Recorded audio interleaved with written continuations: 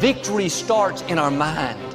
When your vision is limited, your life will be limited.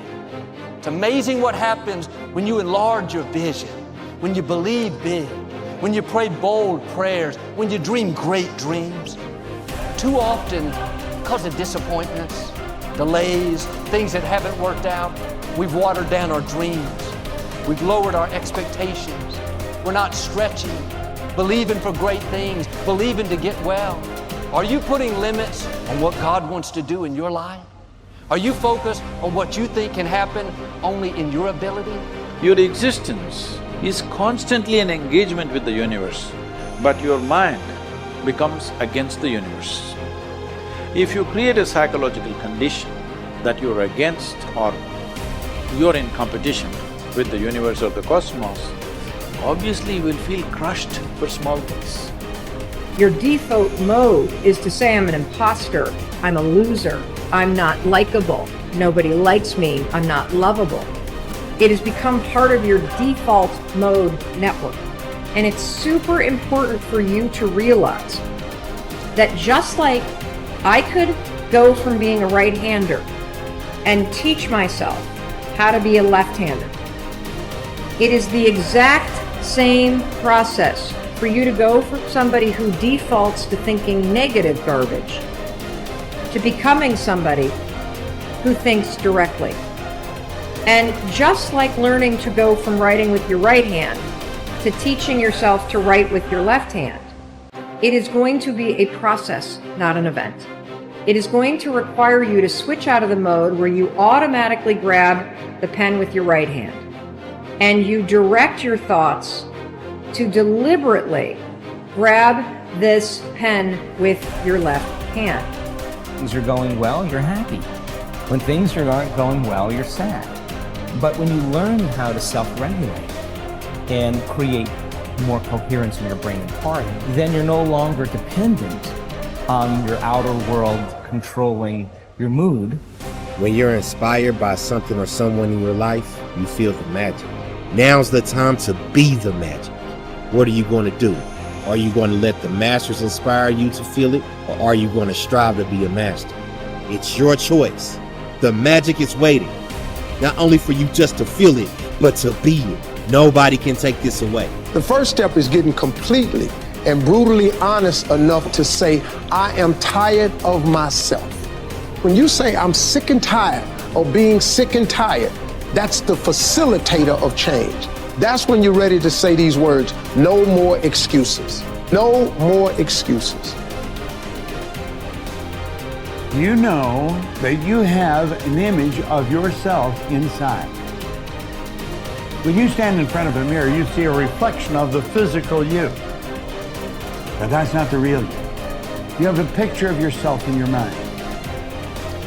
You know, Dr. Maxwell Maltz wrote a book back around 1960. It was called Self-Image Psychology, Psycho-Cybernetics. It's a phenomenal book. He said it was the greatest discovery of his generation. He was a cosmetic or reconstructive surgeon, and he found he would do work on people. He might have done a nose job or removed a terrible scar. And he noticed that when he did that, there was a phenomenal change in their personality. But he noticed with others, he would make a phenomenal physical change and there was no change in their personality. And that led him to postulate that we have two images. We have the one that's coming back from the mirror, but we've got an inner image. And that inner self-image is literally controlling our life. You will find people that have very poor self-image or low self-esteem. They won't look you straight in the eye. They're afraid to shake hands with you. They're very shy and withdrawn. They go through life hiding from life. They don't like themselves. They don't know themselves. Do you know when a person improves their self-image, they change their entire life. Their income changes, their relationship changes, their health changes. And do you know how you do that? Start studying you. Start to find out more about you. There's something phenomenal about you. Do you know when I began to study this material 57 years ago, I had very poor self-image. I had low self-esteem. I took dumb jobs. I never earned any money. I never had fun. I had poor relationships. And as I started to study real solid information, everything in my life started to improve. I've got friends all over the world here. I earn millions of dollars. I'm in my 80s and I got as much energy as a person in their 30s. You see, when you start to understand really who you are, you're God's highest form of creation. There's things about you that just about blow your mind as you start to study and really understand them. You'll walk a little taller. You'll stand a little straighter. And you know something? You'll enjoy a whole lot more of life. The moment you think you're the most important person in every room that you're in, the moment that your ego screams more loudly than your hunger to grow and represent mastery is the beginning of your descent into obsolescence and irrelevance. You are only as good as your last performance. I remember reading about one of the icons from Hollywood, and he said it. He said, I'm only as good as my last picture. It's so easy to sort of hang your hat on something you did a year ago or 5 years ago or 10 years ago. Maybe, the great musicians, they all have that in common. It's not like, oh, I did this album 40 years ago and I'm sort of still dining out on that great masterpiece.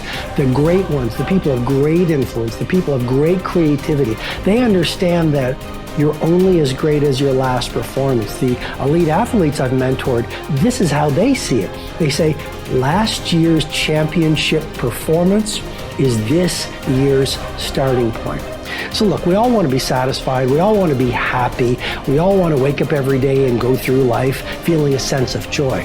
But there is a great danger in being completely satisfied. When I work with the billionaires and the titans of industry and the Hollywood superstars, here's what I notice. They're never satisfied. Now, sometimes if you don't manage that unsatisfaction, you're going to be a very unhappy person. I'm just reporting on reality. A lot of the true titans, it's never enough. They are always dissatisfied. They always want to work their craft better. They always want to have more influence. They always want to have greater impact. They always want to grow their movement. So just remember that first element of this deconstruction. Satisfaction breeds stagnation.